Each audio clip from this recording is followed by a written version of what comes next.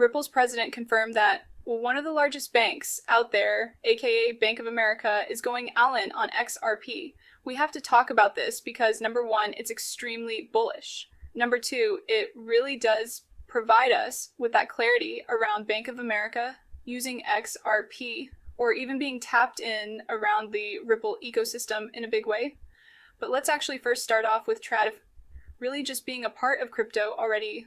Like, for an example, JP Morgan with Kexus, next generation financial infrastructure, tokenized investments, faster cross-border payments introducing Kexus, blockchain infrastructure by JP Morgan that reimagines the transfer of money assets and financial information. What's interesting about this is that this was Onyx, so this is private based. All right, JP Morgan, I don't care if it's JP Morgan, doesn't matter about the name. This is a private-based initiative around blockchain. Anything that's a private chain is not going to even come close to public chain, which is why all of these, private chains that are floating around, they're all dead. They're all dead in the water. They're not going to see even close to the flows that public blockchains get. And anyone tapping into the blockchain initiatives when it's private, they will easily see a night and day difference if they tapped into public, which I think is going to be the wave going forward. But outside of this, it just shows us that JP Morgan's already here. Same with we could even say the same with, State Street, for an example. Back on the 17th of February, State Street set to launch crypto custody in 2026. Citi also leaned in. We know that Citi has been around for quite some time, right? Citi was a very big player, even back in 2021. But we have here from Citi digital assets. Citi continues to develop digital asset solutions in line with its goals, governance, and risk appetite, using a unified set of shared technology capabilities and common strategic approach. I wonder what that shared technology actually is, because, I just question if Citi is still tied to Medico, aka, Ripple Custody, because they were a partner of Medico prior to Ripple acquiring them. But we do know that they're fully focused on tokenization. They're focused on digital custody. They're focused on digital settlement. They are highlighting DT. They're highlighting blockchain. So Citi is definitely aware. Outside of that, we also have BNY Mellon, April 3rd of this year. BNY Mellon expands digital asset platform with launch of innovative on-chain offering. Now listen, these are just a few of the big announcements, okay? We saw SAB 121 rescinded. We saw the OC enabling big banks. We saw the FDIC enabling big banks. The big banks are here. They are ready, and they're ready to scale. So now that they're starting to see the market really open up for them, what do you think happens next? They are going to scale. And what's funny about this is even during this entire year, we've been hearing from Bank of America on specific things that they are ready to do, like, for an example, launching a stable coin, which we heard back in February. On top of that, going all the way back to January, their CEO did say that financial industry will jump into crypto payments if regulators allow it, which we highlighted on this channel because it definitely pertained right back to XRP, because we know the connections back to Bank of America. But even over here we have, and this is more so Bank of America on regulation and Wall Street. So such dealings would have to be non-anonymized and verified for the banking industry to get on board. If rules to that effect were introduced, the industry would have no choice but to adopt the new currency stream. We have to, because it's just another way our customers are going to want to move money. Another concern for the finance industry is the threat cryptocurrencies could potentially pose. The US dollar, we know that actually supports the US dollar, a toll crucial in shoring up the economy. Indeed, maintaining the dollar as the world's reserve asset is imperative, according to Trump's pick for Treasury Secretary Scott Bent. The CEO, Bank of America, did say a strong dollar is good for our economy, but clarified that a wider adoption of crypto on the consumer payment side doesn't directly correlate to what happens on the investment side. If you go down the street here and you go in and buy lunch, if you can pay with Visa or MasterCard or even a debit card, Apple Pay. This would just be another form of payment in an instantaneous cash transfer when you get to the investment side. And the Bitcoin stuff, that's really a separate question. So again, I don't think that a lot of these TRFI guys understand the tech still, just from the way that they do speak. In my opinion, the payments around DT and blockchain definitely affect the underlying N network and even the underlying token as well. And if we do just get to the point where crypto is utilized for payments at scale, I am totally fine with that, because there's massive amounts of money out there to be made just through those initiatives alone. Now, on top of this, we also know that the OC, like I said, back in March, did clarify rules on bank activities around crypto, followed by this one as well on May 7th, which was the OC clarifies bank authority to engage in crypto asset custody and execution services. So we continue to see moves being made even around the OC. And then, of course, we did get the FDIC says banks no longer need permission for crypto. And of course, the Fed also withdrew its guidance on bank crypto-related activities.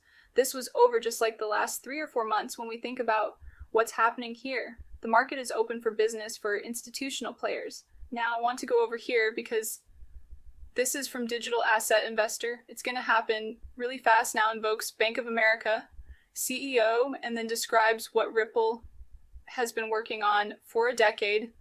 And this is Christian Carlo. This is on the ballot, a Ballotadia podcast. Check this out. So it's going to happen really fast now. It's happening really fast. So one of the things that the Biden administration hostility to crypto did is it gave cover to every CEO of traditional finance, our traditional banks and financial systems. It gave them cover to not have a crypto strategy. What's happened is that cover has been ripped off.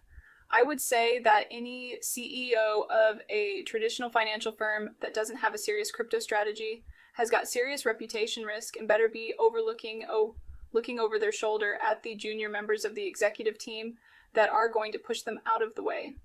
This is the year that we're seeing traditional finance move in a very big way. So the head of Bank of America, Brian Moynihan, recently said that once this stablecoin legislation passes, they are going to introduce a stablecoin. You know, one of the ways banks make money, aside from lending, is that they move money around the globe. It's called correspondent banking. The way that banks move the trillions of dollars that are moving every year around the globe is they move it from one bank to the other through what's called the correspondent banking system. Well, that's going to be completely displaced by stablecoins in the same way that I'll use another analogy. You know, once upon a time, photography, you traveled around the world, you'd see these Kodak shops on every street corner because you'd go get your film and you get your film developed and you take it from one place to the other. Correspondent banking is like those camera stock shops, and once digital photography came around, you took the picture and you send it back home to grandma the same minute that you were taking that photograph. You know, at the Louvre in Paris. And so stable coins are going to TR. It's going to challenge the bank's role in moving money around the globe dramatically. And so traditional finance has suddenly realized that Washington is no longer a barrier to innovation. They're now encouraging it. And the banks are now moving in a very, very big way.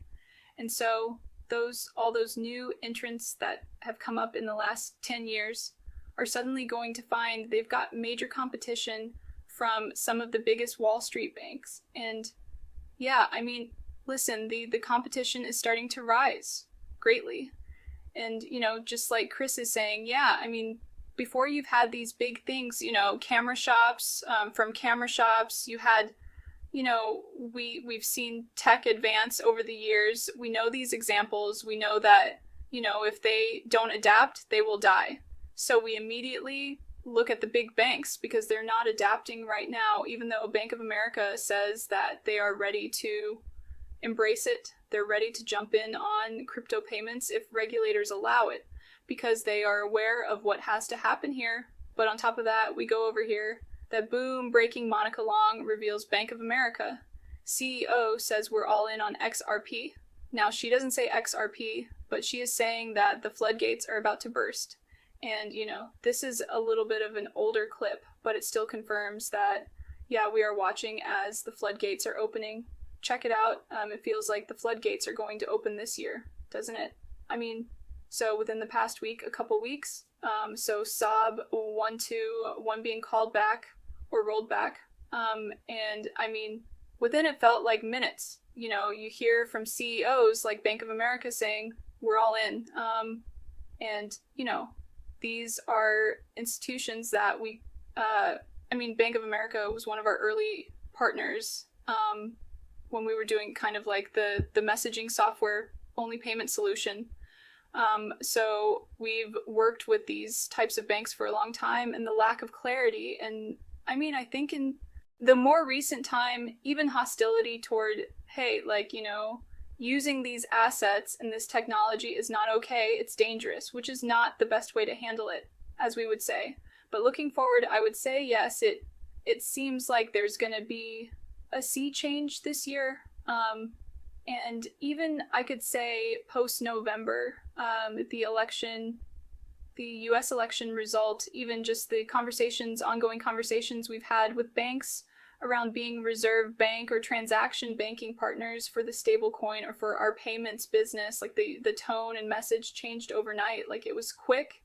And yeah, this is something that I have been fully focused on simply because we know that Bank of America has been a long-term Ripple partner, as you guys can see here on the screen. But on top of that, we also know that Bank of America was suspected to be using XRP for 100% internal transactions. This is just one of many banks, right? We bring Bank of America up because Bank of America is a massive name. We get that, right? We understand it. It's a huge name.